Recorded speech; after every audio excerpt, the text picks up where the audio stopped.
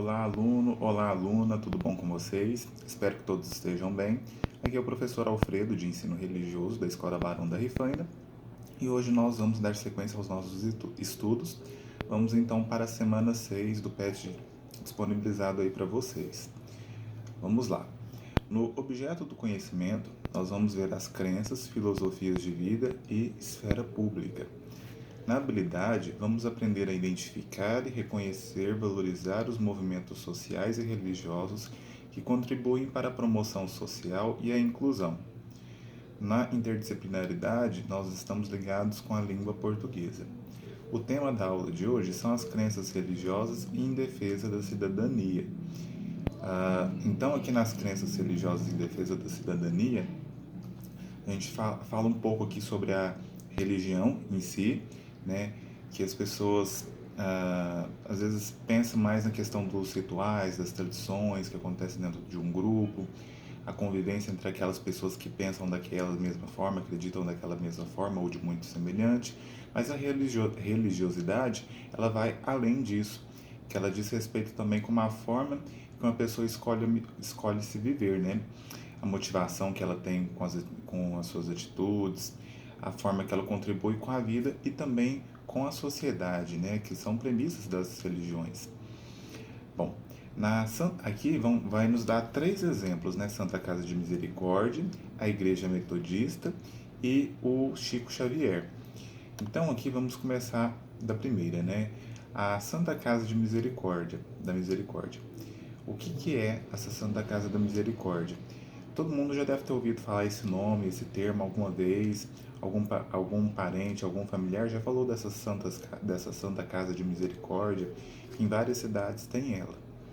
Como que ela funciona? A primeira surgiu em 1498 pela rainha Leonor de Lancaster, quando ela perdeu o marido. Então, o que ela passou a fazer até então? Ela dedicou essa Santa Casa de Misericórdia para ajudar pessoas doentes, crianças, órfãs, prisioneiros, artistas. Então, essas pessoas que estavam à margem da sociedade, tinham dificuldade de se inserir na sociedade, levavam uma vida muito sofrida, muito dura. Então, ela criou essa Santa Casa de Piedade, de Misericórdia. Então, com o passar do tempo, essas santas casas foram, né, se multiplicando e também sofreram também algumas alterações, reformulações, mas esse ideal de ajuda, né, ele permanece até hoje. Depois, aqui tem o segundo exemplo, que é da Igreja Metodista. A Igreja Metodista, ela é um ramo do protestantismo que surgiu na Inglaterra no século VIII. Então, John Wesley era um bispo da Igreja anglicana, prestem atenção, meninos, cujo trabalho era eclesiástico, ou seja, dentro da igreja, atendia essa população. Então, com o passar do tempo, ele acabou praticando serviços sociais, né, serviços em prol da sociedade. Então, ele ajudava os mais necessitados, dava assistência médica para tratamento de doenças crônicas, enfim, tudo isso a parte assistencialista ele desenvolveu. Então, ele acabou separando, né, o seu trabalho da igreja anglicana em si e na igreja e criou essa igreja metodista, né, que é o resultado dessa obra do John Wesley, que era esse bispo. Então, ainda existem, né, essas obras do John Wesley, e inclusive aqui no nosso país, no Brasil. E ela tem o ideal de ajudar as pessoas necessitadas até hoje.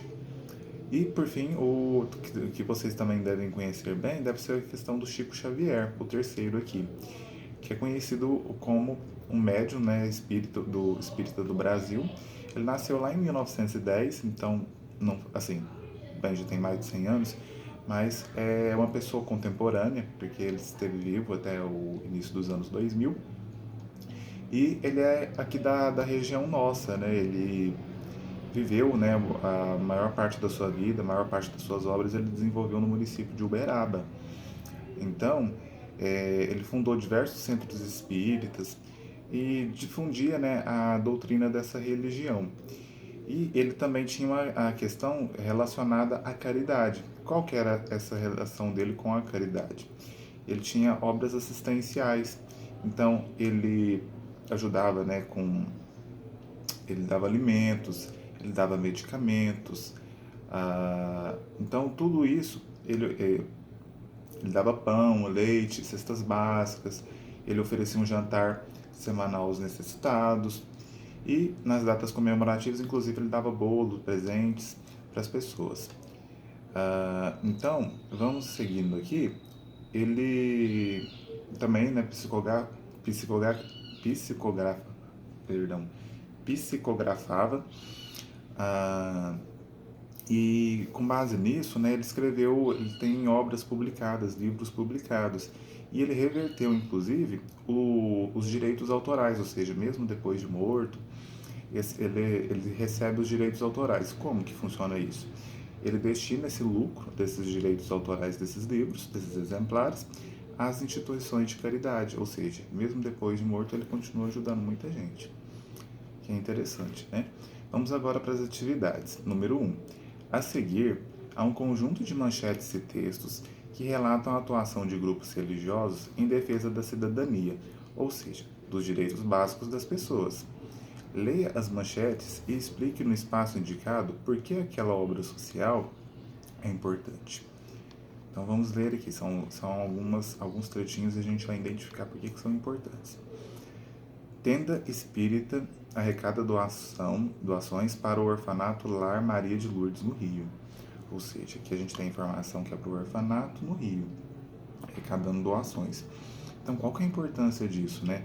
Essas crianças que são órfãs, né, que não têm família, elas dependem de um amparo, de uma assistência que às vezes o governo não consegue oferecer. Muitas vezes a gente sabe disso. Então, o que acontece? O orfanato, essa instituição espírita, ela vai e subsidia, né, auxilia, dá recursos para essas crianças, para elas terem uma melhor qualidade de vida e ficarem longe, né, tentar minimizar o impacto, mantê-las longe da violência. Então, são exemplos que a gente pode colocar aí. Vamos para a segunda aqui. Igreja usa dízimo para construir casas para quem não tem onde morar. Ou seja, é um ato muito bonito, tem muitas pessoas que não têm onde morar, não conseguem pagar um aluguel, vivem em condições insalubres. Então, esse dízimo, né, que era arrecadado, ele é utilizado para se fazer essas casas populares, ou seja, vai dar moradia, vai dar qualidade de vida para aquelas pessoas tão necessitadas. Aqui depois nós temos outro. No Recife, um grupo espírita leva alimento e esperança para quem vive nas ruas. Ou seja, novamente aqui a questão dos espíritas, leva alimento, né? Uma palavra amiga, orientações para aquelas pessoas que vivem nas ruas, aquelas pessoas que por N motivos foram parar lá, que é uma vida muito triste também, né? Então eles têm essa preocupação com o amparo de alimentos e também de conversar, né, prestar um aconselhamento. A quarta e última aqui, projeto Beira Linha. Jovens recebem amparo espiritual e qualificação profissional. Ou seja, além do amparo espiritual, né, fazer um acolhimento, uma orientação, eles também dão o direcionamento profissional, ou seja, eles ajudam do ponto de vista do mercado de trabalho, vai ajudar esses jovens a serem inseridos nessa sociedade e não evitando também, né, a marginalização. Bom, vamos agora para a questão número 2 aqui da atividade. Explique com suas palavras por que a luta pela promoção social e a inclusão estão de acordo com a ética da reciprocidade. Então, a luta, né, para essa promoção social, você está incluindo pessoas dentro da sociedade, pessoas que estavam à margem da sociedade, você vai incluí-las dentro da sociedade. Por que isso é bom? Aqui fala da questão da reciprocidade. Então, eu não quero que as pessoas sofram. Então, eu não querendo que elas sofram, eu quero dar dignidade para elas. Então, eu estou sendo recíproco. Se eu tenho a minha dignidade, eu quero dar ela também para outra pessoa. Eu quero que a outra pessoa também se desenvolva, que a pessoa tenha condições de lutar por aquilo que ela deseja, para que ela tenha seu espaço dentro da sociedade. Então, reciprocidade é se colocar no lugar do outro, saber se portar no lugar do outro, sentir na pele a dor que o outro sente. Então, é nesse sentido aqui que vocês têm que responder a questão 2, tá? Então, vamos aqui para a número 3. Leia com atenção os quadrinhos a seguir. Se cada um der para a sociedade o melhor de si, Mônica, você esqueceu seu coelhinho no banco da praça. Cebolinha, você merece um beijão. Aí ela vai dar um abraço e um beijo nele. Todos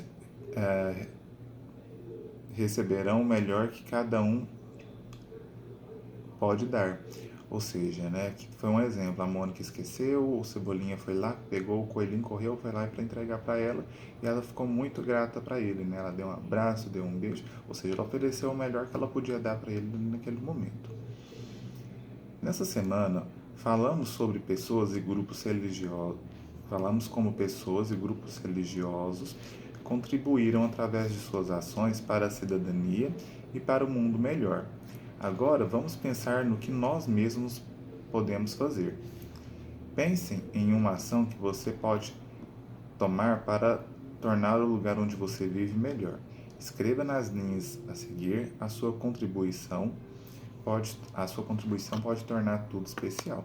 Então, que atitude você já toma ou que você pode tomar para ajudar a sociedade, o mundo que está à sua volta? Seja isso, pode ser, se você for religioso, pode ser dentro do seu templo religioso. Que atitudes você toma para ajudar as outras pessoas, né? Então, aí você fala assim, mas professor, eu não sou religioso. Se você não é religioso, o que você pode fazer enquanto aquilo que te motiva a viver, né? O que você pode fazer para ajudar a sociedade, ajudar alguma pessoa que precisa, são ajudas como um todo. Então, aí vocês respondam aí a 3, ela é um pouco pessoal, mas aí vocês têm que dar uma ideia do que vocês podem fazer para ajudar essa sociedade. Então, agradeço vocês e tenham uma boa semana.